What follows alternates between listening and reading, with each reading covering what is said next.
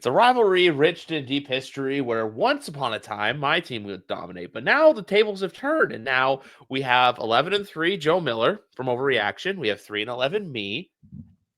Welcome to Rivalry Week. Welcome to Patriots Bills Week, everyone. My have the turntables, right? The non-crash tables. So the reason why we kind of jumped right into this was because Joe asked me, he's like, what, like, I don't know what to expect with Sunday. And there's a thing that us Patriots fans have started to say is a coping mechanism for mainly the flex. Cause like, look, this was supposed to be like a 1 o'clock fun game, but then now I get a flex out of it. Part of me thought about going to this game, and I realized, look, I don't know what I would get my money's worth out of it. So I'm just like, wait, maybe a couple more years. The one thing I can say is fun quarterback, bad team. I think that's pretty much a great assessment of how we are. Drake May. Yeah. It's different than Mac. Drake is awesome. He's definitely not milk. What's bizarre is this is the first, it's almost for Bills fans, and this is bizarre. This is what's bizarre about it.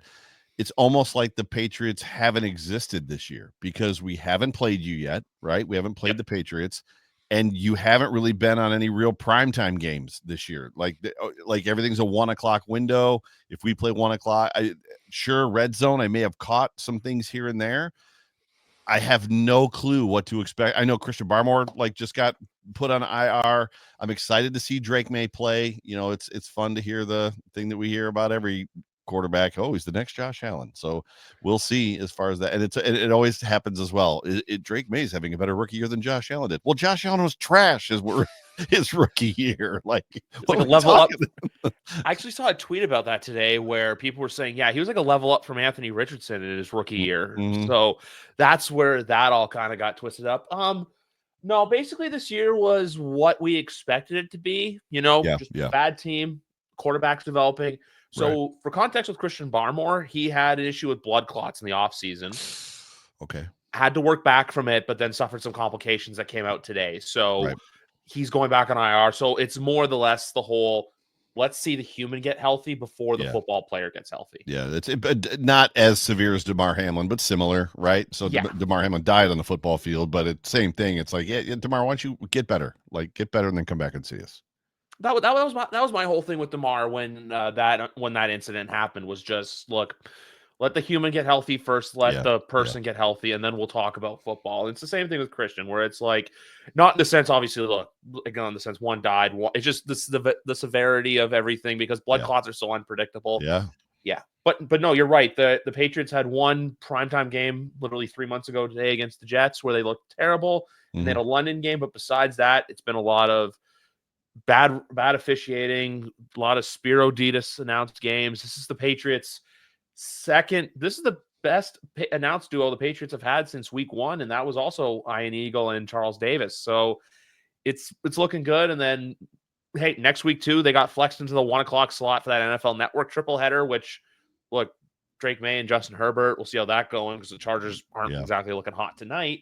But no, for us, really, it's just about next year, and it's always been about just get the quarterback ready. And next year, when they have the most cap in the league, when now we have a quarterback people want to come play with, and it's just about developing around him. So if next year they're a team that's like in that, I'll say it this way, what the Miami Dolphins did this year, minus losing to all the teams that are above 500 and also not having crazy expectations on you. So that kind of realm. But will you have a new head coach next year? That's the question. I'm going to say this right now. I'm on the boat of no. Oh. I know it's year 1. I know he said a lot of stupid things. I just don't buy into, and I always say this too, that dysfunctional owners do dysfunctional things and judge people off their Madden rating. Robert Kraft's not that. I think that Kraft's not going to just make a haste decision because the fan base is pissed. Basically, a lot of this year for us has been, hey, you're going to suck this year. Oh, okay. We suck this year. I hate this. This sucks. Why do we suck? Why are we so bad? It's that process that a lot of fans have to learn to work through that. Look, hey, next year too, they also had, that's the other thing with this year too. So this year they also had a really hard schedule. Like the NFC West, AFC, I know the AFC South still is not the best, but still they had to play Cincinnati, which they won. And then as well, their AFC West opponents, the LA Chargers. So there wasn't really a lot of easy. Meanwhile, looking at next year, if they do finish in 4th, you're going to play the Raiders, the Giants, and the Titans. Those are 3 teams that are bad with probably new yeah. quarterbacks. Yeah. So next year's kind of that year where they can kind of spark up now. My only thing for the rest of the season is just look good. And the only way I can see him losing the job, though, is if they truly go out there and get waxed in these last 3 games. That's the only way I can see it happen. The weird thing to me about that football team, the little bit that I know about it, hearing Mike Giardi talk about them, and just some of the other beat reporters that are around the football team and the way that they're talked about effectively on Good Morning Football and different shows. You had an elite culture with Belichick in the prime Brady years, the do your job mentality, which annoyed and still annoys a lot of the rest of the NFL. But basically what it means is the main dudes on this team are doing what they're supposed to do. So it's expected that you're going to do what you're supposed to do.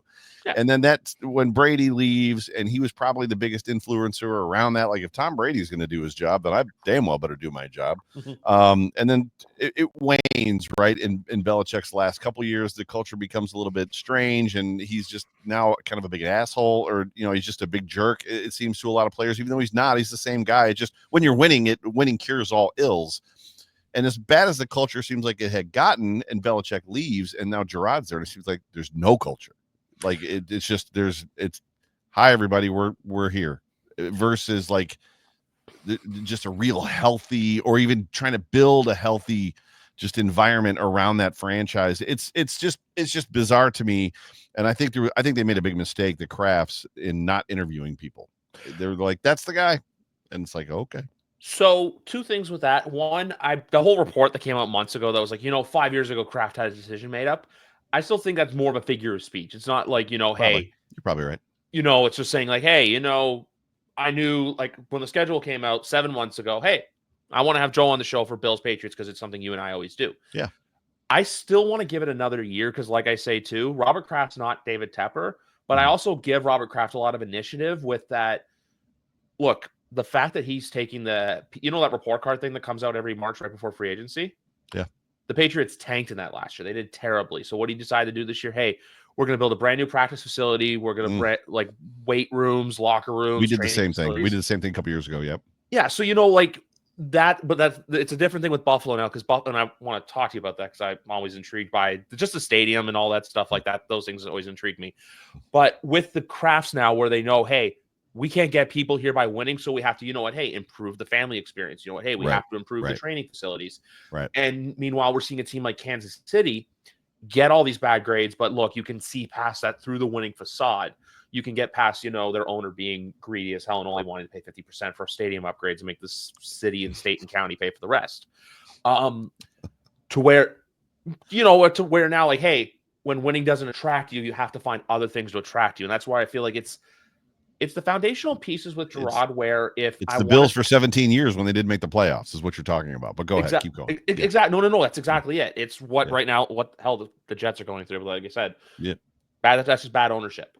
Yep. Kraft's not a bad owner. I just think that, look, it's the decision making. It's just certain things. But then at the same time, too, for next year, I think if you clean house this year, but you don't do that, it's like, what kind of example are you setting? But then also, too, it's the continuity issues for Drake. Like, look what's going on with the Chicago Bears right now, where it's should have cleaned house last year.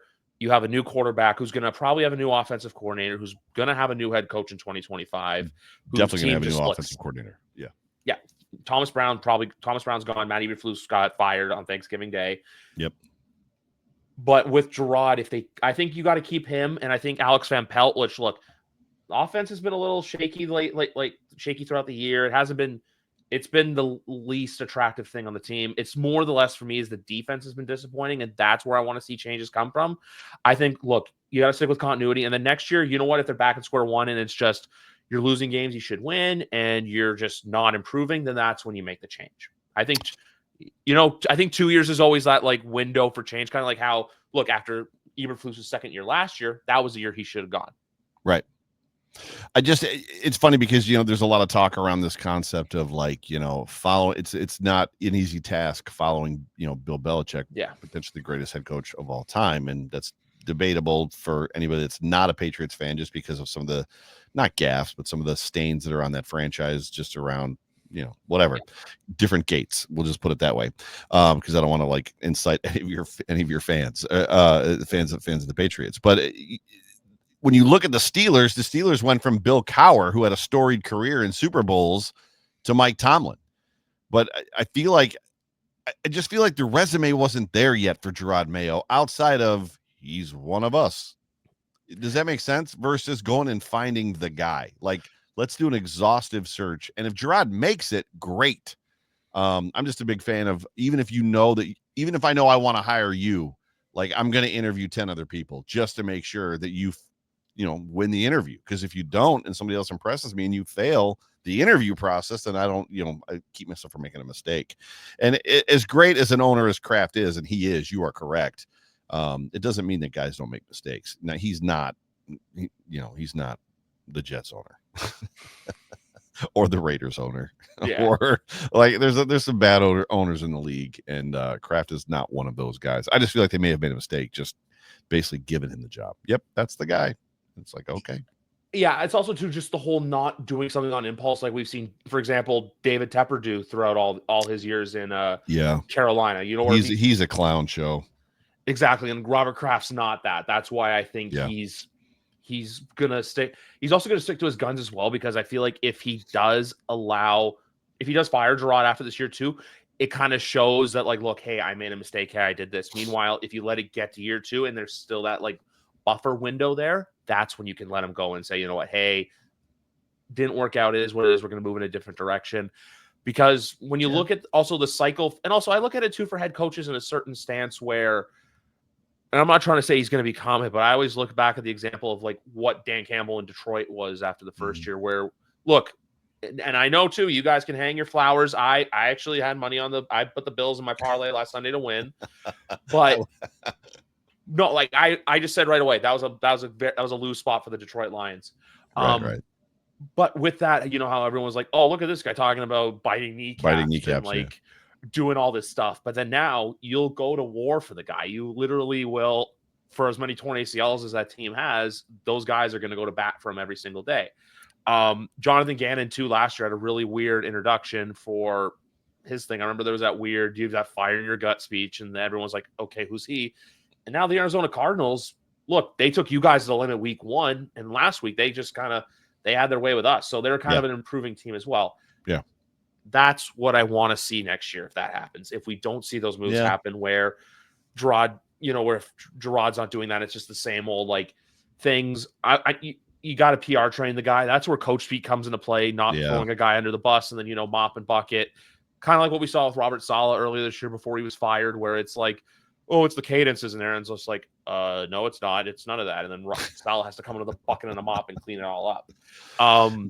It's Pierce, right? Antonio Pierce, who said that guys out there made business decisions in a game that they lost. And you better believe that we're going to make business decisions this week. And they didn't. They didn't fire anybody. I will stand on my morals of this. They didn't fire or cut anybody. Like, he should have never gotten that job. I think he only got that job because of those reports of Max Crosby saying, like, I didn't ask for a trade, when really he would have. They played well at the end of last year. That, like, they rallied around him, and it seems like they bought into what he was trying to accomplish, which the Jets have not done around Albright, right? So, nope. But I think they interviewed people. Like they still interviewed people, and I think that's the miss. I think that the Crafts made is they didn't even take the time to. I thought for sure it was Vrabel, and I was hoping it wouldn't be Vrabel, because the Tennessee Titans with Vrabel have always given us fits. Even when they were bad, they would give us fits. So I was glad but it could end up being Vrabel, right? Even still, I mean, he came from that, from that team. So we'll see. Yeah. And then now too, I know Elliot Wolf. A lot of fans are mad at Elliot Wolf right now because he's not making those moves. Which, something I want to say to you is that, look, your manager literally holds up to his Triple B nickname this year with like making the moves that were ugly and ugly but necessary. But it's helped your football team in the long term. Meanwhile, with Wolf this year, it was kind of like, hey, do you want to come here to a team that's going to be bad with a rookie quarterback? Sure. You got the guys who weren't going to go anywhere else. Now you have the money to spend, and now you have this. So that's why I think this offseason for them is going to be such a make or break offseason, where bring in the right guys, make the right moves, make that big trade, finally land the free agent or trade target that you want, and we'll see what happens. Because when you look at the top, and also this is a bit of a spicy take in my opinion, but I still think that for the next 3 to 5 years, if you look at a lot of the teams that are picking the top 5, I still think the Patriots are in the best position to get back to relevancy the quickest out of, like, say, them, the Titans, the Giants, the Raiders, because If they found their quarterback. Because they found their quarterback, because you know what, you can go into this year's draft. Yeah. You pick what you want. Do you want a cornerback? Do you want a wide receiver? Do you want an offensive line? I know they need offensive linemen. they do need offensive linemen, but I'm just saying it's kind of that, like, you know, they can go in either direction. I just know that on draft night, there's going to be people that are going to be pissed off if they go one way or if they go another way. Of course. Because that's just how you do with all the fan base. The O-line and the defense has always been the strength of the Patriots, right? I mean, it's the Bills, as much as it's not a model. I mean, the Bills kind of not followed, but the Bills are in that model of the prime Tom Brady year of, like, what they did. The Bills have a great offensive line. They're working on the defense, but the defense can come to play. And then they've got Josh Allen and the talent around Josh Allen, the weapons. I mean, Khalil Shakir is not a household name, right? Dalton Kincaid is not a household name. Amari Cooper probably is, but he didn't even have a target last week against the Lions. So, like, the Bills are kind of doing that same thing. Let's build the line. We've got a stud at quarterback, and let's have the defense hold teams, which the Bills have had a struggle doing the last couple of weeks. But I think that's potentially the model. I think offensive line is where you go, but the draft will be interesting for the Patriots for sure, and especially if they hit on Drake May. Now, I think the quarterback that's playing the best is actually playing right now. Bo Nix is he just looks so good. Like, it's hard to believe how good he looks. I still say this too, is that basically Sean Payton's doing what he did with Drew in New Orleans, where he gets a quarterback that he knows is going to basically, when I say make a left turn, you're going to make a left turn. When I say go to the right, you're going to go to the right. Because with Russell Wilson, it was, Russell, you're going to basically cook with these ingredients. Russell's like, no, I want to do this. And it just caused for a bad dish. But what was wild about that situation, and the amazing thing is how well Russell is playing now, even though the Steelers are still, it sounds like, contemplating in Pittsburgh about making a move to Justin Fields. I just heard some rumblings about that. Cousins. Right. Just rumblings about that. Is like there was no moxie behind Russell. Now, I know that Russell's a man of faith and there's humility involved, and Russell's a nice guy, but there were times that, like, Peyton was like spit shouting in his face on the sideline, and Russell's just like, on primetime television. I couldn't imagine a head coach doing that to Tom Brady or Jim Kelly, or, you know what I'm talking about? Like, some of these guys that it's like, you're not going to yell at me that way. Like, Russell just stood there and took it, and it made the whole world be like, I think he's toast. I think he's done. And he goes to Pittsburgh. Now, Pickens is a big part of that. Just Pickens is out there somewhere. I'm going to throw it, and he's going to come down with a one-handed catch with a dude draped on him. But funny stuff, man. The only thing I'll say for the playoffs of the Steelers, though, is that I think, and it's like what could happen Saturday afternoon with them in Baltimore. If they get in those games that are like under 20 points or around like 20-17, they're fine. The second you get them into a shootout is when you're going to beat them. I know they had that game this year against the Jets where they put up like 30-something, but for the most part, if you try going toe-to-toe with them, you're going to outduel them. Well, it was the Steelers Bengals game that was like down back, like, it was super fun to watch. That was I don't remember who won that game, but that game was back and forth the whole time. I think the Steelers won, right? They got up early, and then the Bengals came back. They got up by 21 or something, and then the Bengals came back, and then it was like back, and then the Steelers finally won the game. But you're not wrong. But I mean, like in a playoff game, like say if they have to go to Buffalo and do that, like if Russell Wilson's go toe-to-toe Josh Allen, you're going with 17 every time. You're not picking Russell Wilson to win that battle. Yeah, correct. Yeah. But the one thing I'll say about the Bills, though, is that, like, when you talk about offensive linemen, the tackle play I love. I still think Spencer's one of the more, not underrated, but he just kind of like under the radar guys, where when you look at right tackles in the league, you know, you look at, there's all the models for right tackles, like, but Spencer Brown's just a guy who goes in there and does his thing, you know, kind of like, he's all attitude, 6'8" or 6'9", all attitude. He's probably the thinnest tackle in the entire. He might be the thinnest offensive lineman in the NFL. He's a thin dude, but he makes up for it with his tude for sure. And one guy in the secondary, I got to say, it's been balling this year and just been looking great, is Benford. Benford's been Christian's elite. Yeah. That's the thing with Buffalo too, is just the fact that, like, look, like I said earlier, the fact they had to cut all those guys like Mitch Morse, Jordan Poyer. I know Micah Hyde's back now. Has Hyde played at all or no? No, he'll probably get some run the next 3 games, because if something were to happen and he were to have to play in the playoffs, you obviously would like him to have some game reps. But no, he's on the practice squad right now. But yeah, they jettisoned 5 captains, right? So Stephon Diggs, Gabe Davis, Mitch Morse, you said, Micah Hyde, Jordan Poyer. there were other guys that left as well. They only returned one wide receiver in Khalil Shakir. So, like, of the guys they had, none of them had caught a pass from Josh Allen before. Dalton Kincaid, obviously second year. Dawson Knox is a veteran on this football team. And then the running back group was, rookie Ray Davis, Ty Johnson, who I liked last year, and then James Cook. People still complain that he's undersized. He's 6'1" or 6 feet tall, but he doesn't really have the meat on his bones, if you will, right?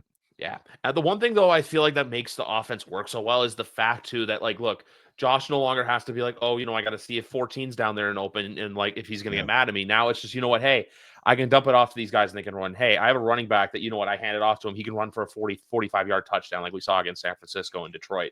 Yeah. Hey, there's Keon Coleman, which I know opening night, I always think about those tweets where everyone's like, why did the Bills go for Xavier Worthy at the trade they picked to the Chiefs?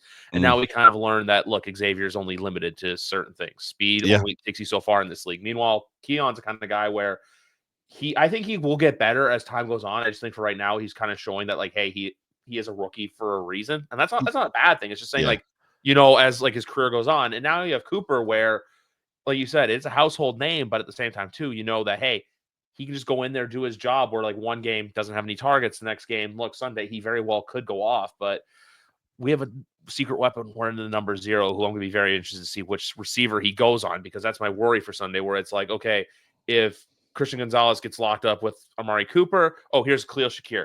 Oh, Khalil Shakir's getting locked up. Oh, here he goes here. One thing I'll say too is I feel like a Dawson Knox touchdown's coming Sunday, because for some reason I feel like he always scores against New England. I don't know what it is. There's just certain guys, like Diggs did it too. Like even this year, one of Diggs' best games was when the Texans came to play the Patriots back in October. So it's just one of those things too, where even with to get it. Yeah, it's just with Buffalo. It's very fascinating. It's very interesting. It's also interesting just to see how, look, I know this town runs and lives and breathes and dies by football, but it's just so funny how there's, like, the one end of the spectrum that's, like, contending for a championship, and then there's the other end of the spectrum that, well, there's not palm trees in upstate Western New York. Are you really going to make a Sabres dig on me?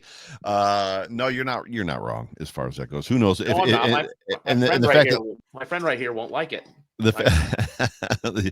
You got Sabretooth there. Yeah. The best part about it is that Lindy Ruff, making the statement. Lindy Ruff, who has a storied career as a head coach and a hockey player, says that I don't know, like, this might be beyond me. This might be the toughest fix I've ever had. And they've got good talent on that hockey team. Tage Thompson can play hockey. Like, it makes no sense, right? Darlene can play hockey. There's a lot of good players on that hockey team, but I haven't been watching much hockey. So just for context with that one, also just to say this as well, January 6th, I'm actually down there for when the Washington Capitals go there. So nice. I'll be at that game. Nice. But with I just feel like with Pegula, though, with that, it's more or less when he got to Buffalo, his sole objective was, hey, let's get the Bills better, because he knew that, like I said, you get Buffalo firing on all cylinders and the status of where they are.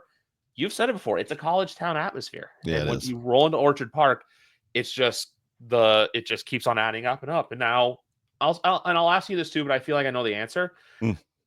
That whole ownership stuff now, where Vince Carter and, like, Josie Altidore and Tracy McGrady are now owners, and a bunch of people who I've never heard of, but I assume have money. Is it basically them to basically say, Terry, I need money to help build the stadium. People, I want to own a football team and I have money. Okay, you're not going to have any part of this. You're just going to have a cool little, like, piece of paper that says NFL owner, but I still have all the say with what's going on. So I don't know. There's different reports. So when the NFL allowed, it's either 10 or 15% or maybe 20%. When the NFL allowed NFL teams to sell minority stake, Philly did the same too. Minority stake to silent partners. A lot of the teams have done it. The Bills are just one of those teams. Now there's what I believe to be the obvious, which is, they're building a new stadium here. It was $1.4 billion. The Pegulas were on the hook for, I think, $300 or $400 million, and any overruns. And with any construction project, you always assume 30%. That's just normal, and pretty much that's what happens. And they're at 30% of an overage, if not a little bit more than that. And as much as the Pegulas get slack even in Buffalo for being billionaires, and, like, making the state pay for a stadium or help pay for the stadium, the Pegulas they're worth, what was he worth? $5.4 or $6 billion. I don't know exactly what 7. It is.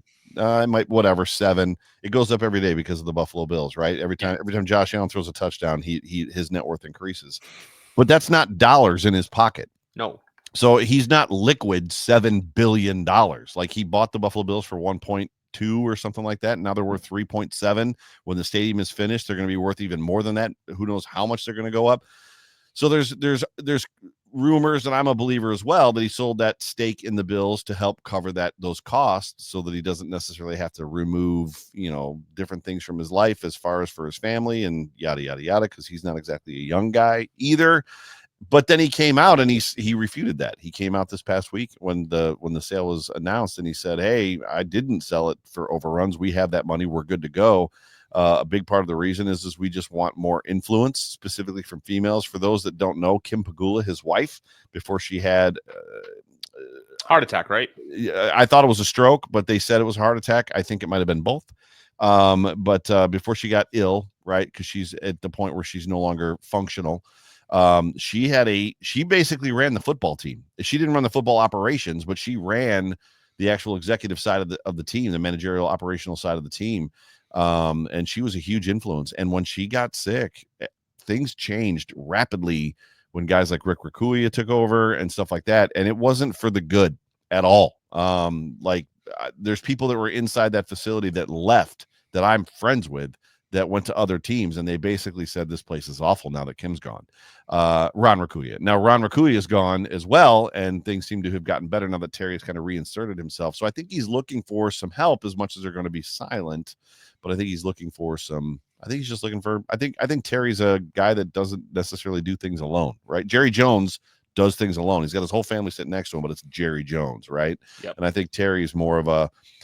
One of the quotes he had was he wants people to influence his daughters. He's got daughters so that they can be a part of the business. I think his expectation is his daughters, one of which is a professional tennis player, one too. Yeah, a very good one. I think Jesse Pegula. I think he believes that his kids will take over the team, right? Which is something that Ralph Wilson. Pegula owns the team because Ralph Wilson, nobody in his family, his kids didn't want the team, right? And Mary Wilson wasn't. She's not really, as much as she's still around, she wasn't really equipped to run a football team. So I don't know that I have all the answers. I think it's because of overruns, but because he's not liquid in cash. But he refuted that. So who knows? That was a long answer. Sorry. No, it's fine. It's fine, because I feel like I know from the stadium too. You were telling me as well, where there was the whole battle too of where was it going to go? Was it going to go in Niagara? Was it going to go downtown? They finally settled in Orchard Park, like right across the street. Yeah. But with, like, how we were talking earlier about, like, hey, New England's doing the training center in Buffalo, because we're teams that are kind of lucky in that sense, where the training center and the stadium are attached. Is that training center? Because I know basically how it works is I don't think it's going to move. I think it's going to stay. I think the offices will stay across the street, which it's 100 yards away. Yeah, so. And then basically the old stadium will get torn down, and that's basically going to become the new tailgating lot and parking lot. Yep. Yep, parking lot. And then just out of curiosity for you, has traffic, game day traffic or parking been affected at all? Awful, especially if it snows. It's awful. It's actually been exacerbated by. So I don't park in the lots, the stadium lots. I park in side lots. So there's most people around the stadium, let cars park in their yards. Yep. And what a lot of people have done over the last 2-3 years, since this project actually started about the time it happened, is they basically sell a season pass. So they know they can hold 30 cars, and you buy a season pass at the beginning of the year. So it's like, I'm going to pay, you pay for all your parking up front, and then you're good to go. And for me, I remember the first time I was offered that, I was like, well, I'm not going to go to every game. I'm a season ticket holder, but I'm going to go to 5 games, 6 games. I don't go to every game. So I was like, nah, pass. And once I passed on it the first time, like, there was no more parking in those lots. So it's been hard. And if it snows, it gets even harder, because a huge swath of the parking lot is gone, because they're building the stadium in the parking lot. The old parking lot, part of ECC is gone. So those people have been displaced. And then the side lot thing has gotten a little bit jabberwonky as well. There's been a couple snow games, where I've had to walk from 7 Corners, which is like a mile, like a little over a mile away. It's not great, which might happen this Sunday, because we've got some snow on the ground. So yeah, because it's so weird and fascinating to me too, because that was the other thing as well. Last year, I was in Niagara, Erie County that Saturday night of the Steelers series, because once again, I was at the Sabres Canucks game. Yep. It was just fascinating to me how we were at the the KeyBank Center downtown. It was snowing, winding, insanely cold. We get back to Niagara, nothing. No snow. Yep. That's the story of Buffalo. It's funny how Buffalo gets a rap for having a lot of snow. Buffalo doesn't. Where I live does. I live in the South Towns. Thanksgiving we had a 3.5-foot event over 2 days, and then last week we had a 3.5-foot event over 2 days. Buffalo got hardly anything. So it's Buffalo. So Orchard Park, where the stadium is right next to Hamburg, where I live, and I live right next to the lake. So it's not great. It's definitely not great. Yeah, those Lake Erie winter snow effects are a very weird and interesting thing. I'm ready to move. You guys get the wind up there in Toronto too, but the lake is on the opposite side of you, right? So it just has to be a different weather pattern for you guys to get snow like that. But yeah, exactly. Also, too, I have since moved, so I live now about an hour. Oh, yeah, I live about an hour and a bit away from. I live an hour and a bit away west of Toronto. So west of Toronto. Okay, gotcha. So the fun thing about Toronto, because I go there about once a month for work, is everybody has their snow tires though. Whereas in Buffalo, nobody does. Every time I go to Toronto in the winter, I'm like, why does everybody have snow tires on? All season radials work. Like, what are we doing here? So for my work, like my personal vehicle that my wife and I share, we have all seasons on that, but I have my work van that I use. I get snows on that just because I have to drive sometimes up north, and that's when the weather gets like really dicey. I had to drive in whiteout last Thursday. It was a lot of fun. Ooh. Yes, but before we talk about more and more football, a quick question I have for you. I know you got me on Bar Bill. Still is my favorite wing. Still is amazing place. But I want to ask you about Gabriel's Gate. If I were to go there, is it? Don't. Really? Go to 911 Tavern. Or what about? I heard of a place, Elmo's, as well. Elmo's. I haven't been to Elmo's. I've heard Elmo's is good. The reason I don't like Gabriel's Gate is because it's inconsistent. Bar Bill. The thing about Bar Bill is they're elite wings, and they're a lot like Starbucks, right? So it's Starbucks versus Tim Hortons. Starbucks. No matter what Starbucks you go to, if you go to Starbucks, you get like your coffee is perfect every time. Whereas you go to Tim Hortons, and you don't know if you're going to get like watered down hot chocolate. Like it's just like Tim Hortons just isn't quite as consistent as much as they have a huge rabid following. Gabriel's Gate, to me, the couple times I've been there, one time it was really good, and a couple times I went and the wings weren't good. If you're looking for non-traditional wing sauces, meaning honey butter Cajun barbecue, which Elmo or Bar Bill has, that's what I got. Yeah, for sure. Then that's where you want to go. If you want amazing buffalo wings, 911 is elite. Sunny Reds is elite. Believe it or not, Mulberry is elite. Just kind of depends on what you're looking for. But Adolph's is pretty good.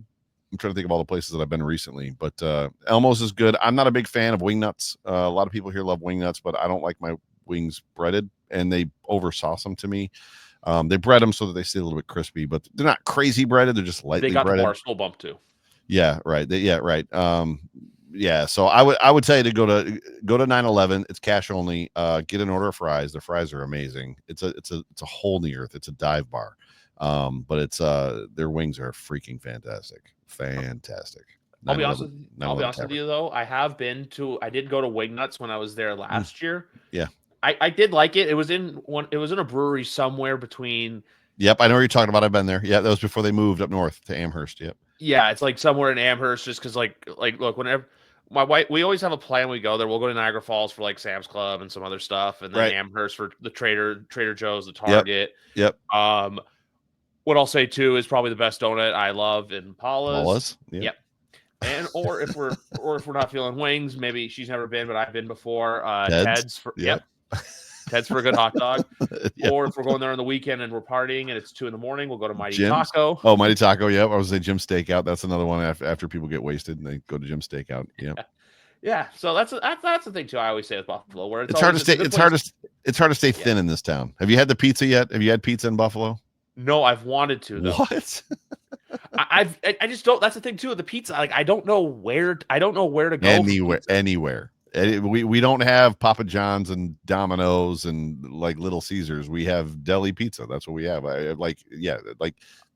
Obviously Barbell doesn't have pizza, but you can get pizza at Anchor Bar pizza, believe it or not, is really good. Anchor Bar has good pizza. Pearl Street, I know every time I go in there's always loads and loads of pizzas going out, even though I usually go for beef on whack. Yep. The pizza places I've heard of just through the Sabres, Bills, and then through some of the covered ones. Lenovo, and then Picasso. Picasso's has great pizza. Yep. You got to get into town and have a slice for sure. So the pizza here is elite. It's good pizza. Yes, and also fun fact too, one of my favorite Mexican spots I've ever been to is in Niagara Falls, New York.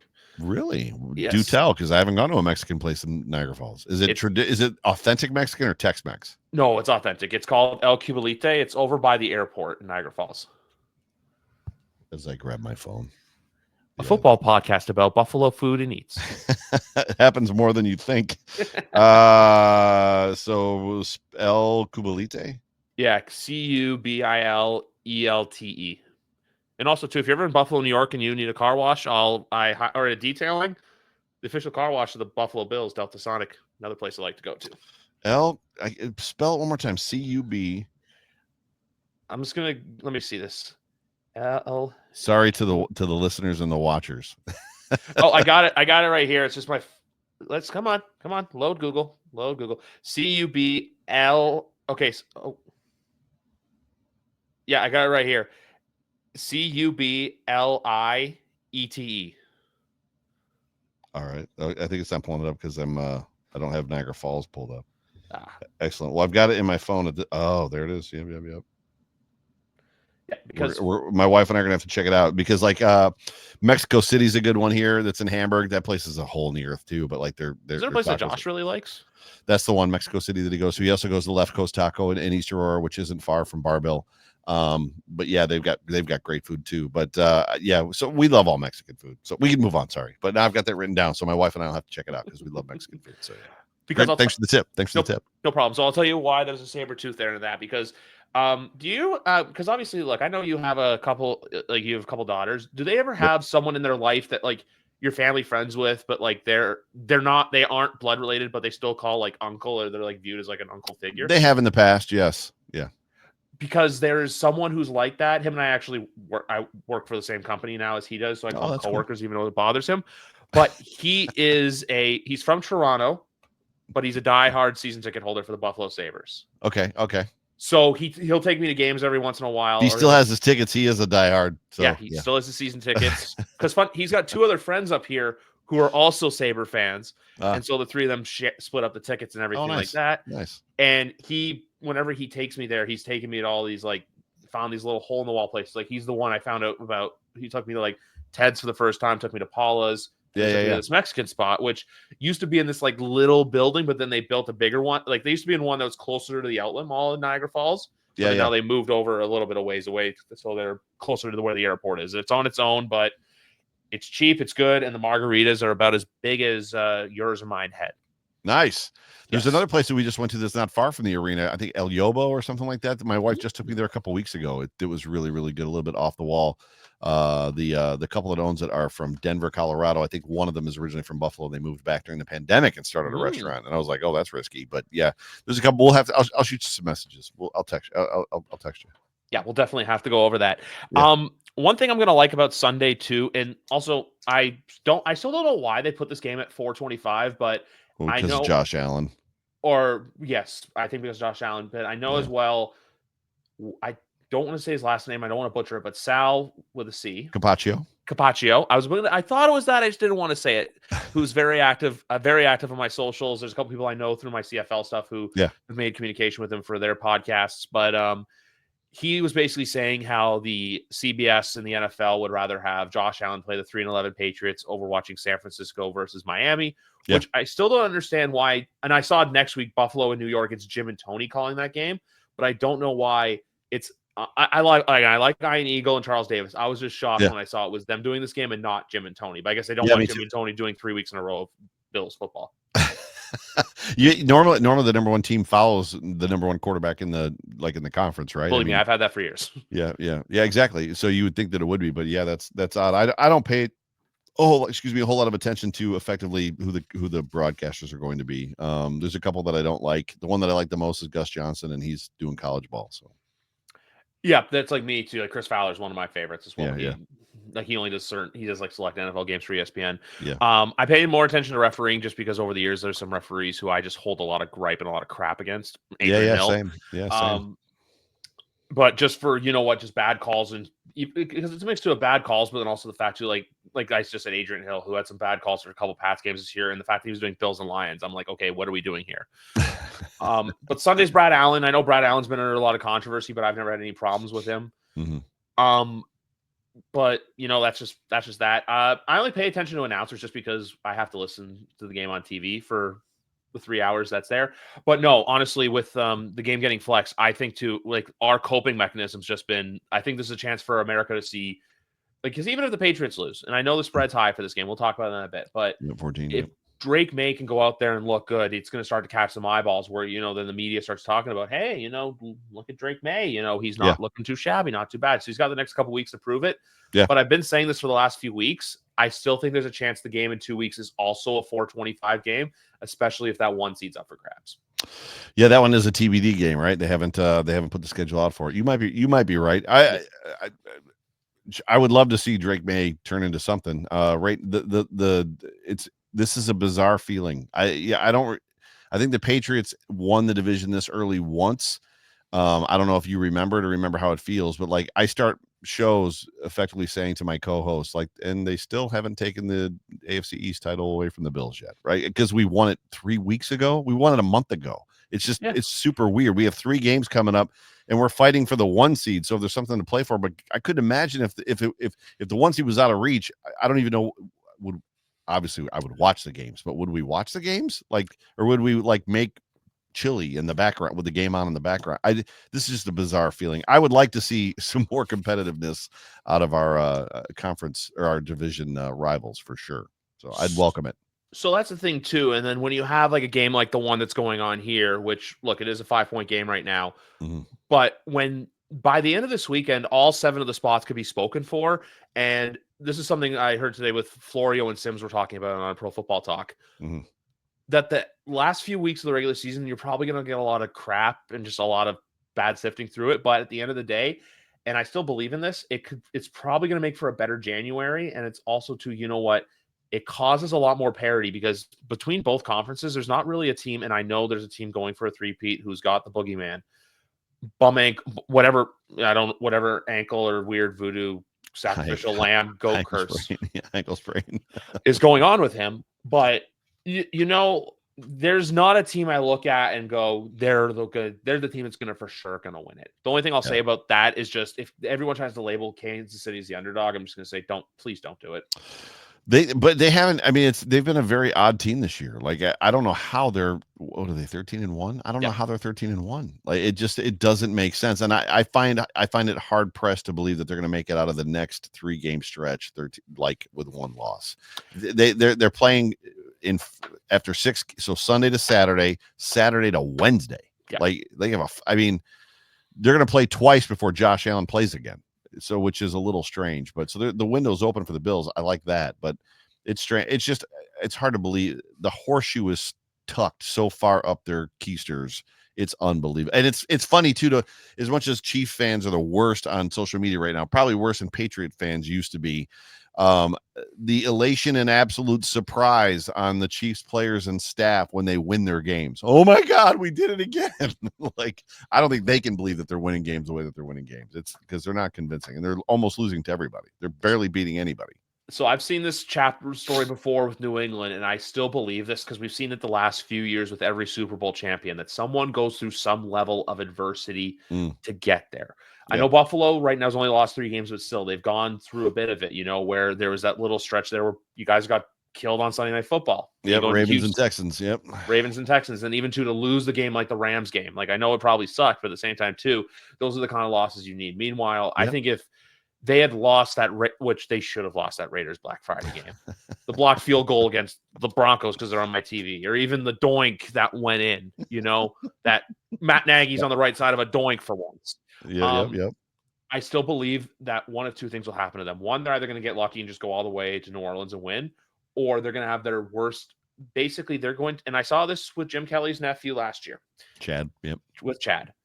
Have your worst game have the worst game of the year at the worst possible moment. That's what I think. One of the 2 things is going to happen, because even right now too, where I've seen Chiefs fans going, when everyone's like, the fake live, everyone's like, yes, when he was a full participant in practice, and they basically go, oh, don't remember this when he's like throws for 290 and 3 touchdowns. And I'm like, yeah.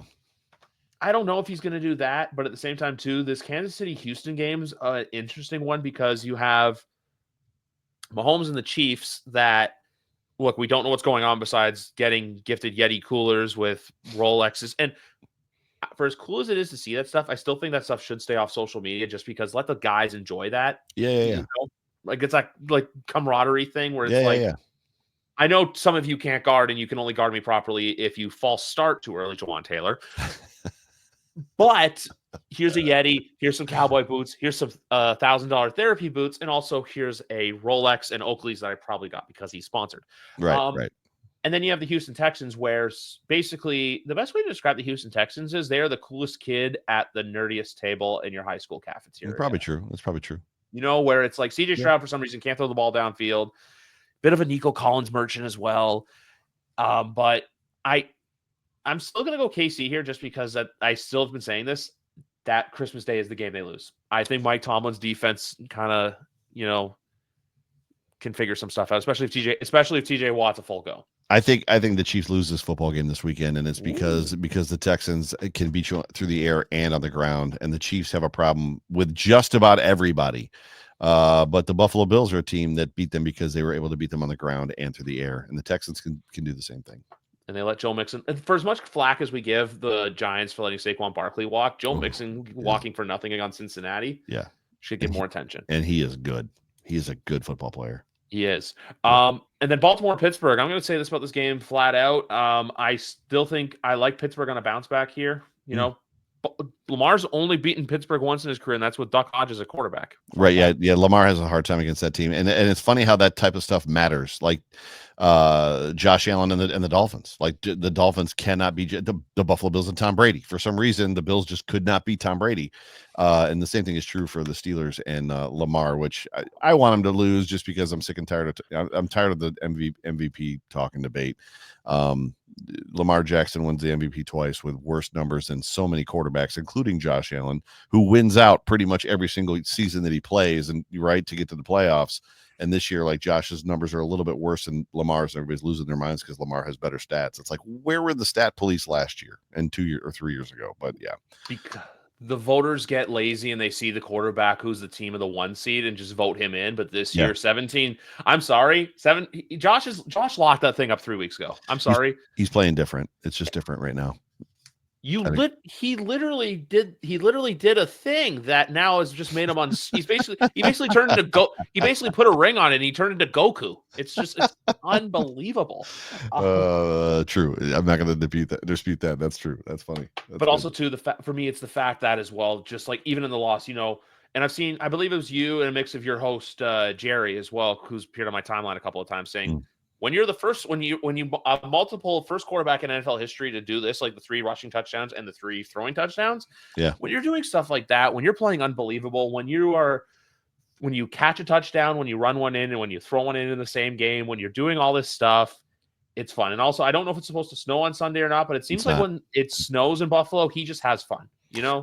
Yeah, he gets better. Like we're at the point now. We talked about it on the Hump Day Hotline this week. Jay Spence and myself. Just we used to get worried about it being cold, and then it's like he plays well in the cold. So I don't. He's bulletproof, right? He plays better in a dome, but he's bulletproof. So yeah, he is. Cleveland and Cincinnati. I'm just gonna go Cincinnati. I have nothing else to say about this game. Cleveland's bad, but they're scrappy. They're bad because Jameis Winston is bad at the wrong time, or the worst time rather. He's bad at the worst time. That dude is a cartoon character. There's no other way to describe it.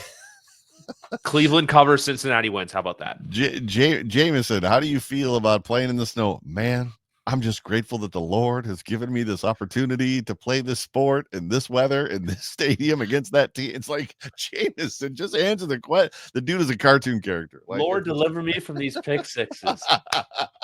It's amazing. But I'm going to go Bengals just because they're the better team. But I think there's a chance Cleveland covers the number because in divisional games, when it's a high number, you take the underdog. Yeah. And then we have the Atlanta Falcons and Michael Penix against the New York Giants. I'm very interested because I know a lot of people were criticizing them drafting him, but it's honestly a really good insurance policy on the part of the Atlanta Falcons, where it's, look, did they give Kirk too much money? Yes, they did. But at the same time, too, Did they? Did they? The 180 guaranteed. No, 100 was guaranteed. But that's the thing. A lot of people saw the 180 number, and because that's the thing too with contracts in this league, people freak out about them way too much. Where it's like, oh my god, he's getting how much? You have to look at the numbers come out. Literally, the rub at the draft was Michael Penix was already old. They just signed Kirk Cousins to a 4-year contract for $180 million, 100 of which was guaranteed. So Michael Penix is going to come in. Kirk is going to play 1 year for sure. What is the going rate for a starting NFL quarterback, even if he's not good? What is it? You know the answer. Well, I mean, Daniel Jones is making $40 million. So. $50 million? Yeah. So you got Kirk Cousins for 2 years at $50 million a year, and Michael Penix comes in probably his second year, halfway through. This seems like it makes sense. Like, to me, this contract, the contract for Kirk Cousins and the drafting of Michael Penix made total sense to me. Now, who knows if he's good? With the way the other rookie quarterbacks from this draft are playing, the odds say he's not going to be good, right? Because there's always a couple that wash out. There's a couple that are playing really, really good this year, but it's an interesting football game. They smoked the Giants. The Giants are a dumpster fire. Yeah, the Giants might be worse than the Jets organizationally. My thing with the Giants has just been, look, they decided to you made the bed, they got to lay in it. They're going to be bad for probably another couple of years. They've got some pieces, but I even look back on it too now with them where I'm like, you got Brian Burns, but like, what good does that do the team? His name hasn't been shouted out a lot, and also the fact too that the second Andrew Thomas went hurt, your entire offensive line is bottom 5. That is just a red flag for the rest of the team. Like, I'm going Atlanta here. My only question is, how good does Michael Penix look in his first true game action in almost a year? His first real game since the national championship. Because of his age and his maturity and the fact that there's no tape on him, he's probably going to play well. Week 2 that he plays, it won't be as good as this one. And that's how it works with every running back that gets his first start or comes off the bench, and every quarterback. It just seems like the week that they don't have tape on them, they don't know what they're going to do. They play well fantasy wise, and they just rack up some numbers. And then usually by week 2, week 3, it's like, Yep. And then, you know how I told you earlier, divisional favorites, it's a high spread, you underdog. Yeah. You don't in this game. Take the Detroit Lions, Chicago. They not even the fact that they look like a team that's been on a 4-10. They're on an 8-game losing streak. They just look like they've mailed it in. Like, that game Monday night was just embarrassing. I didn't even watch it. I went to bed. I was like, I'm not watching this football game. I half watched it in the background. I looked up. I'm like, oh, it's over. Oh, time to go to bed. No, this is a bounce back spot for Detroit. Get back on board, get right. Jahmyr Gibbs, even though I'm playing him in a fantasy football semifinal, probably going to go crazy, and then that's that. I'm not gonna. You're on it, so I'm not. I don't need to affirm what you're saying, because what you're saying is good. Yep. Colts and Titans in one of the weirdest games, because Anthony Richardson is that guy where it's like, oh, you do something good, and then it's like, do that again. Oh, hey, you're gonna do something stupid. Why did you do that, Anthony?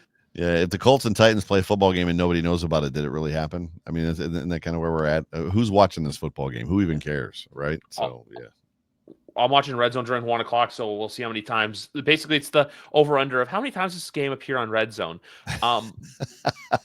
That should be bettable on DraftKings. The best thing too with the Colts right now is that fan who sings those fight songs like every week. Oh my gosh, it's a Chris Tomlin song, which is funny. This is our God. This is who He is. Yeah, I know this. I know the originals. Like, He loves us. Yeah. These are our Colts. Yeah. We bleed blue. And then he ends with the nay.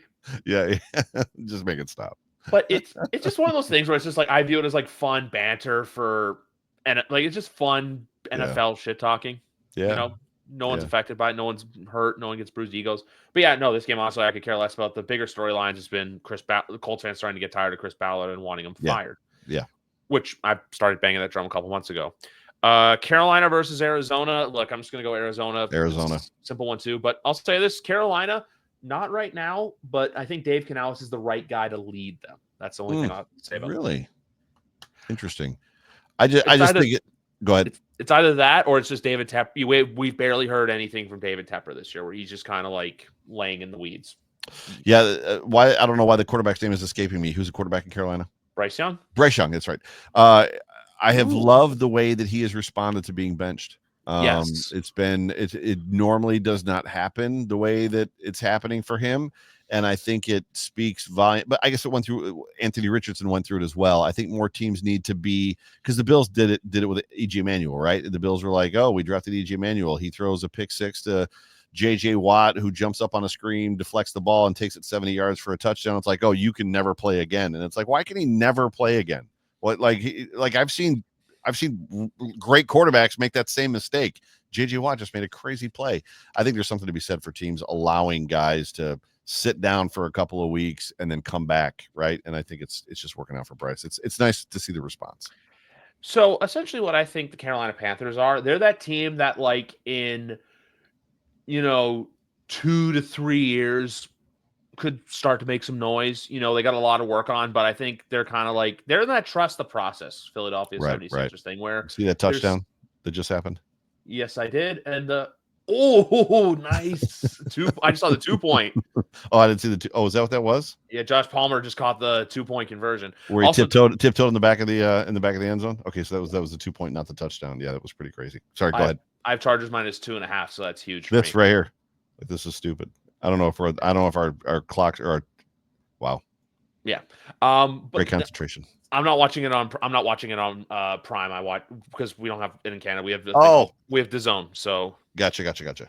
That's how I have it there. Yeah, but Carolina is one of those teams where it's just, hey, trust the process. And then I'll say this with New England too. If New England is next year where Arizona is this year, that's a big win because I'll say this too. Arizona is always one of those teams going into this year where I'm like, I could see them making some noise, but just missing out on the playoffs. Yeah, for sure. Washington, Philadelphia. Look, Eagles wrap up the division. I think Jaden Daniels has looked really good throughout the year. I just think it's one of those things like Michael Penix where, hey, teams trying to get more film on him. And look, the way they played last week against the Saints that's a game that if you're a serious team, you go wipe the floor by 20, especially like Jake Haener. If you're the Saints, you just can't play him. That's just simple as that. Yeah, I have Jaden Daniels in a super flex league, so I need him to play well this weekend. But yeah, I think the Eagles win. Yeah. But then you get I love Eagles fans because there's a subsection of them where like we want our team to win. We also want our coach to be fired. So it's bizarre. And we don't want our head coach speaking to our defensive ends or whatever, our defensive linemen. Like that was such a weird situation this past weekend when the position coach wouldn't let him near the player. It was super weird. That's just a weird situation altogether. So they're like a typical Philadelphia team where they're going to have such a disappointing loss in the playoffs, and everyone's going to want Nick Sirianni's head on a stake, and it's not going to happen. Yeah. Nick Sirianni, who's from Jamestown, New York, south of Buffalo by about an hour and a half, 2 hours. Yes. And then New York versus the LA Rams. Like the LA Rams are getting hot at the right time. Yeah, they are. Yeah, and it's in LA, correct? No, it's in New York. Oh, it's in New York. Gotcha. So 1 o'clock game or 4 o'clock game? This is the last game of the 1 o'clock slate. Ooh, dude, that might be a tough game for the Rams. Yeah, I could see a world where the Jets keep it close, but the Rams squeak one out. Well, teams, West Coast teams just don't do well ever going west and playing at 1 o'clock. I mean, it's the time change, it's the travel, it's going to be cold outside. The Rams are an LA team. It's obviously nice in LA. I'd be careful with that one. Yeah, it's just weird because I feel like Devontae Adams had a great game last week. The Jets looked good, but then again, look, you're playing Mac Jones, and we all know what Mac Jones is about. And that's that. Also, too, I'll say this as well. It gave me that's the one thing I can hang my hat on this year with the Jets season. Where it's Mac Jones. Where are you playing Mac Jones? In Jacksonville because he played the Jets last week. Oh, yeah, last week. Gotcha. Last week. But then with the Jets, the Patriots effectively were the team that really was the dagger in their season. Right. Yeah. Seattle versus Minnesota, which I don't know if you saw Sunday Night Football last week, but Green Bay's fans took that stadium over. Like people were saying, I did. It was like loud "Go Pack Go" chants in there, and I think the skull clap is going to be very loud in there. And also, I'm going to say this too. I know Sean McDermott could be a Coach of the Year candidate. Something's got to be said for Kevin O'Connell too for what he's done. Sean McDermott never gets to be the Coach of the Year. I don't know why. He does pretty great things, but other teams have great quarterbacks too. And it's like, that dude. Yeah, I agree with you about Minnesota's head coach, but it's just odd to me that Sean. You brought up Sean. It's just odd that he never even gets considered. But yeah. I say that because he was my pick going into the year because he was plus 5,000. Because everyone this year was going, Dan Campbell, Jim Harbaugh. Did you bet it? I did not know because I am in it. I don't like messing. I don't like futures are those ones where I'll talk a big game, but like I won't do it unless like I'm really confident. Right. And it's not to say I'm not confident in it. I was just looking at all the long shots and I was like, that's why I like, because I had you guys win the division all year long. I Yeah. was just like, Really? Wow.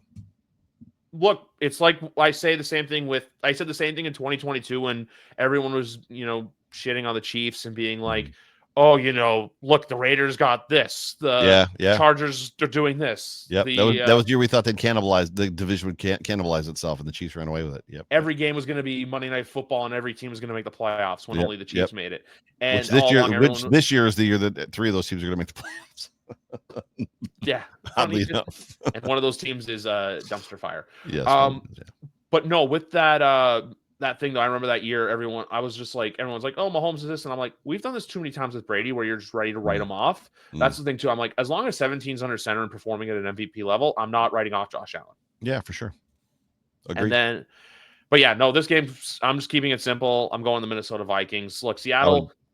They are who they are, and that's just they're a mid-level football team. Yeah, the Geno magic is gone. Like there was a time when Geno seemed special. That the year did he win comeback player of the year? The first year that he came back and played really, really well, and that magic seems to have evaporated. I wrote back like I wrote them. They didn't write back. Quote. Yeah, he got basically played Russell in that week 1 game. Yeah. And then you got our game at 4:25, Buffalo, New England. I'm going to say this because it's the same thing. And also just, I'm not going to come out here and make any outlandish take. I think the Bills win, but I do think the Patriots cover that number. I can see them, I can see this being like a 10-point football game, I can't do that. Ooh. I don't know. So the Buffalo Bills have 8 straight games, 30+ points, feat that's only been done by 3 other teams. It's been done 4 times, but by 3 other teams, twice by the Tom Brady Patriots.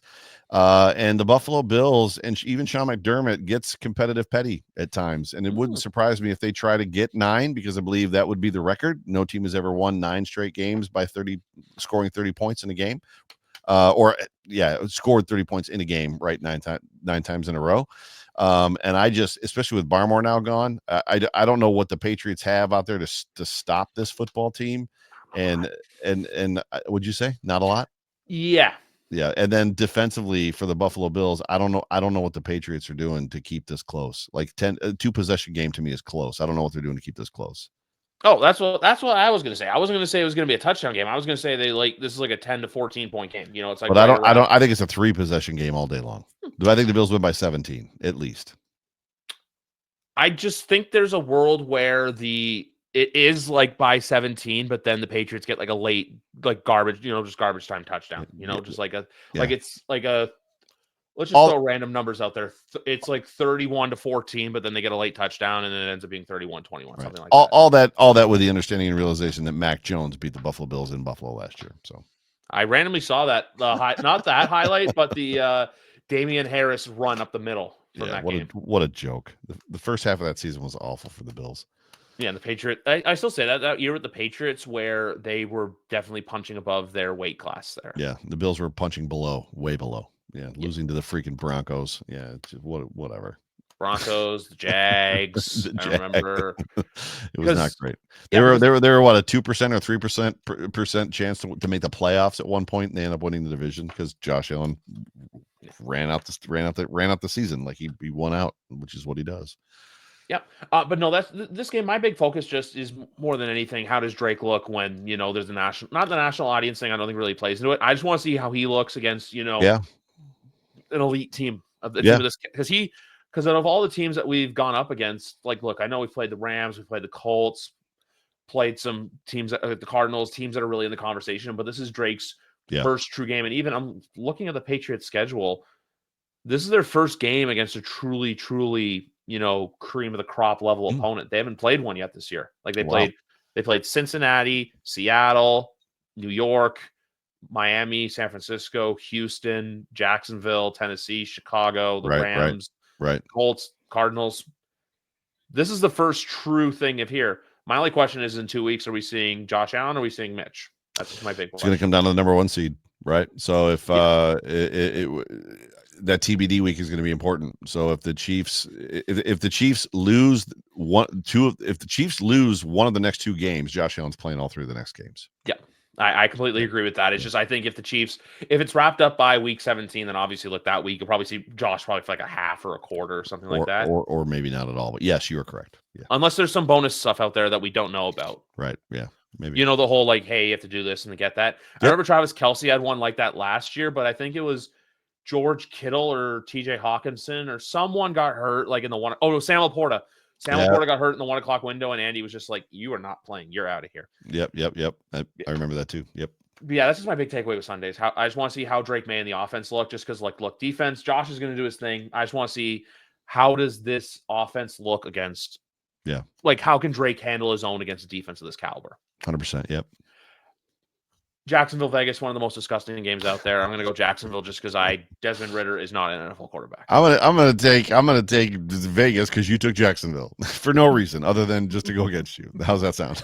That's fine. It's just one of those games where I'm like, this just belongs on like a streaming service that like no one has ever heard of before. Yeah. This to me, my mind immediately goes to Tommy Boy, and I don't know if you've ever seen that movie, but there's a scene where the old guy is sleeping on the couch, and his wife goes, "Honey, look at this human bomb on the TV," and he's like, "Oh yeah, I buy brake pads." And that guy, "Weren't we watching Looney Tunes?" And changes the channel. Like literally, that's what this game is. You wake up and you're like, "Why am I watching this?" And change the channel to cartoons. Exactly. It's like, oh god, take me back to this game, or take me to the Dolphins-Niners game because either or is a better option. Right. I'm gonna go San Francisco just because look, there's the whole thing with. And I'll say this right now, and this has been being said a lot, the fact that Miami's biggest liability is the guy who you should not be having to worry about it at all. It's a red flag. And also, I've been saying this, and some Dolphins fans have kind of been clapping back against it. I would not be shocked to see Mike McDaniel lose his job at the end of the year. I would be either. And I think that's a death sentence for Tua. I don't know that there's another offense that he can play in.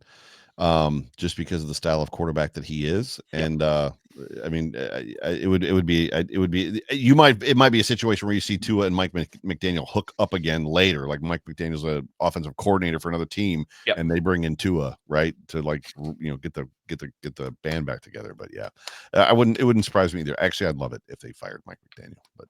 Yeah, I know. It's just Miami's one of those teams where they had so much aspirations going into this year. They had promise, but then like, look, I'm sorry, them not having a backup quarterback option, that's a fireable GM offense. I'm sorry. Sure. I know Chris Greer's been with that organization for years. Fun fact, his brother's a manager in the NHL, San Jose. Interesting. Yeah, Mike Greer, general manager of the San Jose Sharks. But it's just one of those things to me where I'm like, okay, why did you not have this in place? You know he's concussion prone. You got to have a backup plan. But I think with Miami, look, I don't know what there is to really look forward to. Like, they have some pieces, but at the same time, too, it's just like, a lot of what they've done this year, like there's guys that are having down, like Jalen Waddle's been up and down. He's been hurt. Tyreek Hill's just not really had that good of a season. But that team is the defense. They were wildly overthought about the defense going into the season. Oh, we got Calais Campbell. Yeah, well, that's great. Well, you don't have a single edge rusher except for the new rookie guy. And they're like, well, we're getting these guys back. And it's like, when? And then they rushed Jaleel who am I talking about? Jalen Phillips, right? Jalen Phillips, yes. They rush, who I love. They rush him back, and then he like explodes another part of his body. That defense was hurt. Jordan Poyer, like, oh, now we got Jordan Poyer. It's like Jordan Poyer's the answer. I don't think so. To me, they just you could see this coming a mile away, in my opinion. And if you get a lead on that team, forget it. You know, one of the easiest bets I made this year was you guys at +2.5 when you went down to Miami week 2. Oh, I was a little nervous about that football game. And they had no trouble. The Bills had no trouble in that football game. I still think about that video from week 17 last year when Deontay Hardy ran that back and you just see a blue rise up and realize, holy crap, Buffalo fans have taken over South Beach. We took over the Seattle stadium too that I went to. I went to that game in Seattle. That's just what Buffalo fans do. Like, we just travel well. Where were we? No, it was when we were in Seattle. People around Seattle, like the day before, were like, why are there so many Bills fans here?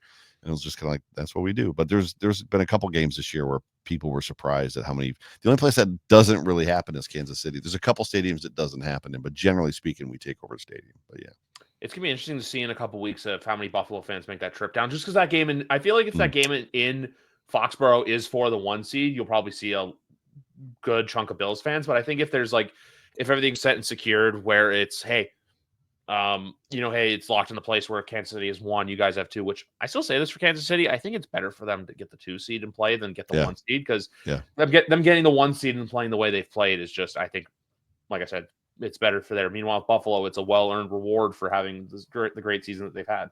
Did I send you the picture, or did I show the picture when I was in Foxborough for work and was hanging around in the stadium? No, I don't think so. I was very surprised, and you will relate to this because you've been in both stadiums. I was very surprised at uh hi Mark. The Ralph is it's a big wide stadium that's kind of flat and open. Yeah. And I was surprised at how tight everything was in that stadium and how close together everything was. It was a very Gillette's a very spread out concourse. It's very where am I? Keep going. Yeah, Gillette, like I was there when the new lighthouse and all the new video screen was being installed. Right. So when I was there, was a lot of construction going on, but still, like I had no problems moving around. Yeah, that's is that the Putnam Club? Yeah. Yeah. So we were up there. So they were doing, there was a like a trade show in the club. Which the club it was beautiful. It was a beautiful stadium. But yeah. But I was just surprised at how compact and tight everything was. But yeah, Seattle was beautiful too. Seattle was a bucket list stadium. Every time you see Seattle on TV, you're like, I want to go there. So to go there was pretty cool. Yeah. I know I might go on the road next year because the Saints go down to New Orleans to play, and that might be a game. Oh, that'd be cool. That'd be fun. Yeah. Yeah, it'd be a fun game to go to. The other one I was gonna say as well is just look, we'll see what happens with you guys in your stadium, but yeah, Gillette Stadium's one that's done it very well. The area surrounding it too, with all the bars and shops, and there's even a movie theater there and a Trader Joe's. Which is what Buffalo should have done, but yeah. So that's what we should have done with the stadium rebuilding. 2028 NFL draft. Hopefully you guys get it. That would be interesting. I don't know where they all sleep, but yes. There's no hotel bed. There's no hotels in the city, but yeah. I mean, Detroit somehow pulled it off last year. So yeah, that's very true. That's very true. Yeah, it would be cool. But I've done a test run in the Bills' new stadium because I've been to Tottenham Hotspur Stadium in England last year. So which is supposedly what our stadium is supposed to be like. It's beautiful. And I know too, I've seen some fans online post pictures from their seats from the virtual venue, but I also know there's a like test models of the new stadium too. Yeah, it's the stadium experience for season ticket holders. I'm supposed to go this summer. Yeah. Okay. So I guess it's just like a thing to see, like, hey, this is what the stadium looks like and all this stuff. And then buy your tickets. Yeah. This is where your seat will be. This is or one of these seats, and and you buy your tickets. Yeah. Is it one of those rooms where basically you just put your credit card in the slot and then you just see a big fat chunk for like a few $1,000s in your Visa bill? Potentially, if not tens of thousands of dollars, depending on where you sit. But yes. Yeah. A nice little PSL to add to it. Yeah. And then we got Sunday Night Football, which honestly, at first I was like, flex this game out. And then just because we didn't know the Dallas Cowboys were going to be, it was looking ugly. Here we go. Tampa's. I mean, I'm sorry, his injury, hamstring off the bone. It sounds more like an entree you would eat than an actual football injury. Yeah, let's not have that happen ever. No, not to you or me. But and then Tampa's such a frisky team. Like I had them winning the division going into the year just because like they're a frisky bunch that always find a way. Mike Evans has a special place in my heart because of fantasy football. And also, I'll say this too: for as much as people like to crown other teams as like, and everyone's trying to do this with Detroit or even you guys, where it's like America's new team. I'm like, guys, there's only going to be one America's team. Their cheerleaders have a Netflix documentary. Their team is getting a documentary on Netflix next year. Along, which I'll say this: I'm more interested in the John Elway one than I am in the Dallas Cowboy one. I'll still watch both. The problem with the America's team thing is it's something that it came from the 70s, 50 years ago, because back in the day, the only team they would put on network television was the Cowboys. So it's more of that. And they keep shoving it down our throat. It's like, they're not America's team anymore. They're not even close to America. Not that many people like the Cowboys anymore. There's probably more displaced Bills fans around this country than there are Dallas Cowboy fans, but it is what it is. So. I just say that just because they're the team that's always on TV and they always get airtime. And for as much as you hate them, it always finds a way to get talked about and stuff like that. And the fact that the brand goes beyond the game. That's the thing. Also true. And their owner's a clown, but yes. Well, that's just a given. But with this game here, look, I think that there is I don't know. I like what Tampa's been doing.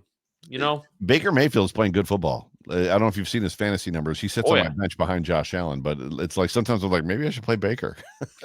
This is probably a weekend I should play Baker because Josh might be on the bench by the halfway through the third quarter. There's a chance that in both of Baker's seasons in Tampa, his offensive coordinator's gone on to be a head coach. Right. Dave Canellis last year, and now Liam Cohen's name's starting to pop up in those circles, kind of like Drew Pensing in Arizona as well. And I even saw today too. Joe Brady's name get rumored for the Saints job, which was Ben Johnson as well, obviously again. So I'm hoping. I don't think Joe Brady's ready, but yeah, you're right. I do have a take about Ben Johnson. I do think Zach Taylor gets let go in Cincinnati, and Ben Johnson gets that job. I would be surprised if that happened. What, Zach Taylor? Yeah, Zach Taylor getting fired. I'd love it because he has the Bills number, but I would be very surprised. I just think it's a rash thing because it's like I'll be honest with you, they were my pick to win the Super Bowl this year because I thought, you know what, Burrow's back and healthy, they're looking good. This is like this was like a true last dance season for them because look, even though T. Higgins and Jamar Chase now have the same agent, I feel like more than likely or not, hopefully in New England, T. Higgins leaves. And I'm going to say this too and I know T. Higgins isn't a stud wide receiver, but I just think that if you can get a name like that in New England, it will open up the floor to other guys like Demario Douglas, Kendrick Bourne, Keyshawn Boutte, guys of that. So like, like how kind of like Stephon Diggs kind of opened up like a Gabe Davis in a clutch. Yep. 100%. Totally. I almost said Shakir Khalil, which I did not mean to do. And then Monday night we got Green Bay taking on New Orleans. Green Bay all day. Yeah. It's still a 14 point. The number's 14 though. That's the part. They're going to beat it by 4. They're going to beat it by 14 easy. Yeah. You know what? Like I said, I don't know what's at quarterback. The Saints. I still say this with the Saints, and I think I told you this before. My dad's a fan of theirs. My dad's a big Saints fan. I say this with them. They either have to find a way to go for it all, or they just have to burn it to the ground and have just a few bad years. Well, Sean Payton left him in a horrible situation with salary cap stuff, and I think they're still dealing with it, right? So it's basically, and Greg Thompson's always taught me this, that salary cap spending is like credit card spending, but eventually, look, the Bills got to get paid. Right, exactly. That's exactly right. Brandon Beane did it last offseason. One thing with next offseason too, like the Chargers, for example, they're top 5 for cap next year. So like, for as much as everyone's like, hey, look at New England, like teams like Arizona and the Chargers who are almost in that position ready to go for it, those teams got a lot of money to spend next offseason. Yeah, so for sure. Even the Denver Broncos too, like all that Russell Wilson stuff, I think will be behind them after this. Yep. It'll all be gone too. So there's a lot of those teams that are like right now that are, I don't want to say contenders, but like are in that fringe territory. Yeah. That, hey, watch out for them. Yeah, for sure. Yeah. Because the other two teams I think up there for cap number is, I think the Commanders are still up there. The Raiders are up there, but who's going to Vegas? And then New England. Yep. The Bills will be in better shape, but still not in perfect shape. But yeah. Yeah, but the Bills too, though, I was thinking about this today. There's not really a spot I look at to add. I just always think about this with Buffalo that defense. There's one player I always think about. Imagine if he was on Buffalo. Imagine if you guys had Kyle Williams in his prime on this current team. Yeah, you definitely wouldn't have motor issues and the need for people to piss you off to have a reason to play football at Oliver. But yeah, no, 100%. Kyle Williams was a machine for sure. 5th round draft pick. Yep. LSU, I believe. LSU, that's right. He was drafted. We drafted John, what was his name? We drafted another defensive tackle in the 1st round, and he washed out. He was Marcel Darius? No, not Marcel. It was John. Whose extended family I met at my. Really? But basically, we were sitting the Bills-Pats game in 2011 when Brady threw some picks and Bills won on the last second field goal. His family, his like cousins and uncles were sitting like 2 rows behind us. Oh, really? Yeah. 2006. It's right on the tip of my tongue, dude. So Bills. So my mind goes to Mario Williams, but I know that's Houston. It's definitely no, that's not. And he played for Buffalo, I think, at one point. Oh, Super Mario, yeah, dude. He played for 4 years for the Bills. It's right. John McCargo. Yeah, I knew it was a Mick. John McCargo, and he was a bust. Dante Whitner, John McCargo, Ashton Yabodi, Cole Simpson, Kyle Williams, 5th round draft pick. Yep. It's always one of those fun things when a 5th round draft pick can work out, isn't it? Stephon Diggs is one of those guys. Khalil Shakir is one of those guys. There's a lot of them, believe it or not. It actually happens more often than people think. Devontae Adams was a 4th or 5th, right? Yeah. Yeah, it happens a lot. Amon-Ra St. Brown. It happens a lot. So, yeah. Because I always say this with the draft, too, that you can hit on a day 1 pick and it's great. But if you hit on a day 3 pick, that just shows where good general managers and good scouting comes in. Yeah, for sure. And the Bills, that's actually where they're usually better is in that space than they are typically even in the 1st round. So, yeah, the Bills haven't had as much success in the 1st round, 1st, 2nd rounds. They've been better in the 2 through Matt Milano. They've been better in the 2 through 5, 2 through 6 area. Yeah, because I even believe a lot of the other guys, like even I know AJ Espinosa was round 2 2. or 3. Yep. Yeah. I know. He's a name that came to mind. Ray Davis was a fourth or fifth. Fourth or fifth. Yeah. But I mean, he's a rookie, so we'll see. But yeah, there's a lot of good guys in this. They do well with undrafted guys too. Christian Benford's a 6th-round pick. So see, that's the thing. You get a guy in the building, you develop him the right way. You never know where it can go. That's exactly right. So what's next? What's next? I believe. Look, that's about.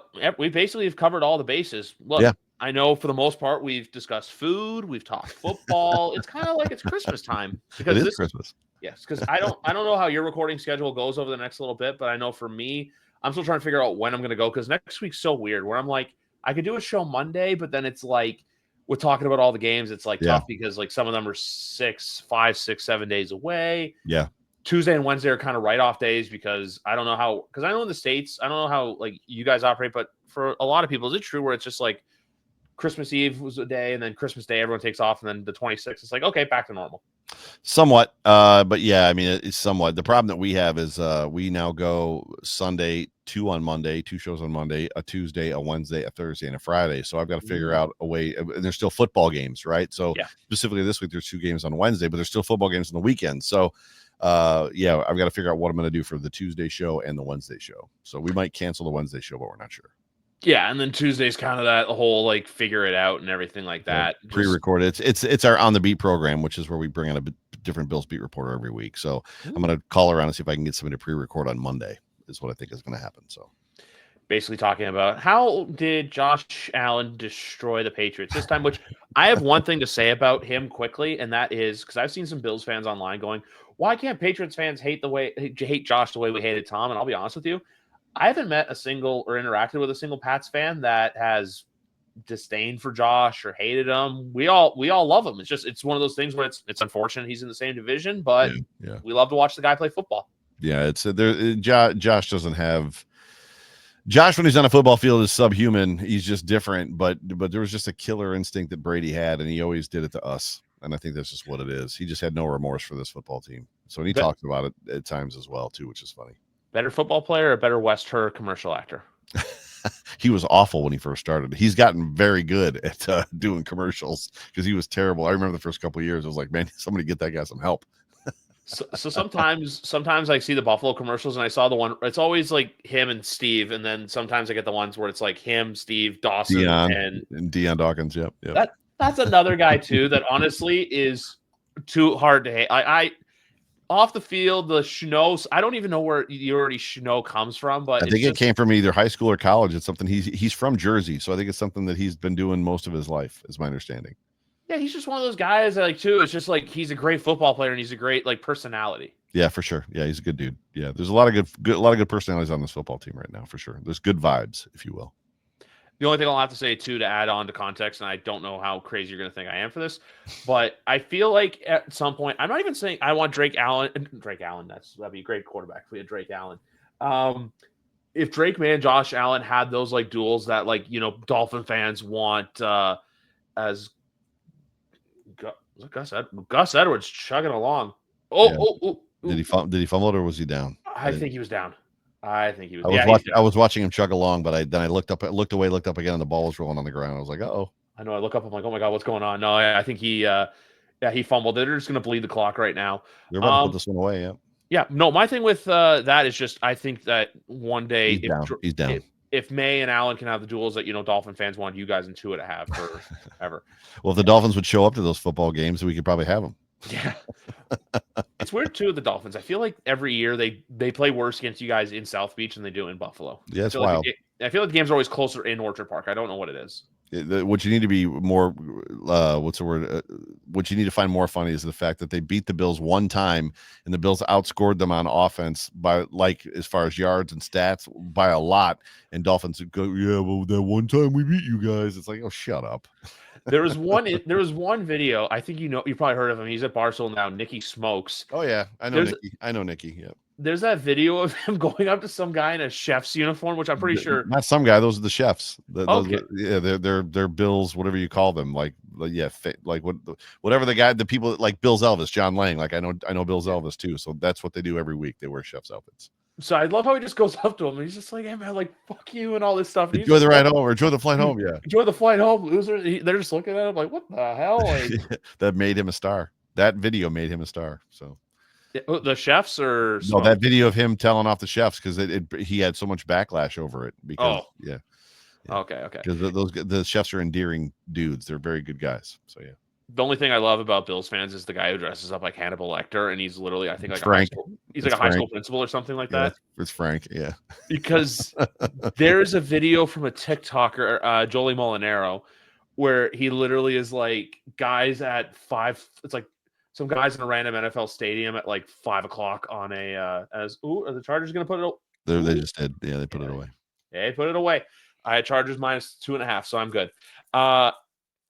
I'll say this. Basically, I'll send you the video, but basically it's like guys in a random stadium, and he's not wearing a shirt. He's wearing a Michael Myers mask. He's got like a fake sword, and then the next day it's like Monday at 9 o'clock. He's like, "Sorry, he's got to get his PowerPoint set up. Excel numbers." That's Frank. That's pretty much Frank.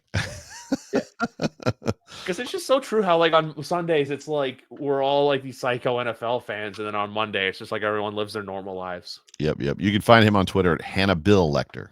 Hannah Bill. I think I've seen him on Twitter. I don't know if I've ever seen Elvis on Twitter, but I think he is. Yep, he is. John Lang. Yeah. I think I've seen him, but I think his daughter's pretty popular online too. Abby. Yep, Abby.